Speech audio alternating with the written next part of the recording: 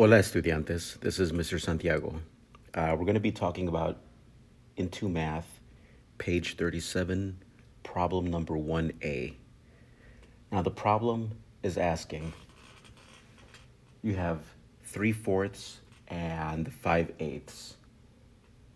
What marks on a number line do you need to graph 3/4 and 5/8? 3/4 and 5/8. So they just want to know, would it be easier to put these on the number line with half marks, halfway between the 0 and the 1? Would it be easier to mark it with quarter marks, where you have 4 pieces until you get to the 1? Would it be easier to mark it with eighths, with 8 pieces until you get to the 1? 1, 2, 3, 4, 5, 6, 7, 8. You see that?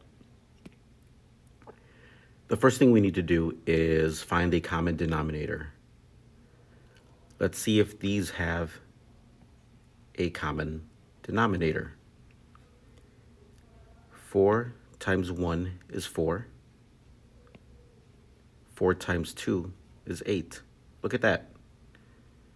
We've got a common, the 4 was able to get to the 8. Now, 8 times 1 is 8. That's a common denominator. Now, we just have to rewrite the equations.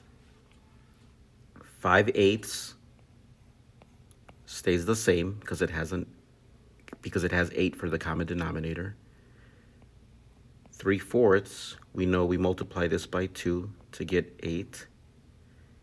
And since we multiplied the denominator by 2, we have to multiply the numerator by 2.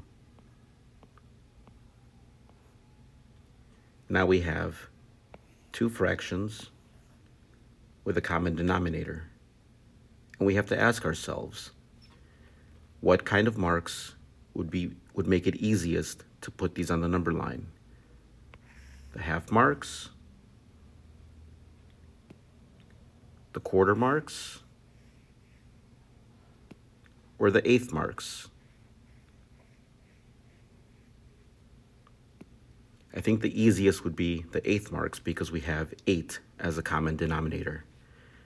So 1, 2, 3, 4, 5 gives us 5/8. 1, 2, 3, 4, 5, 6 gives us 6/8, which we know is the same thing as 3/4. That's how you work on page 37, number 1A.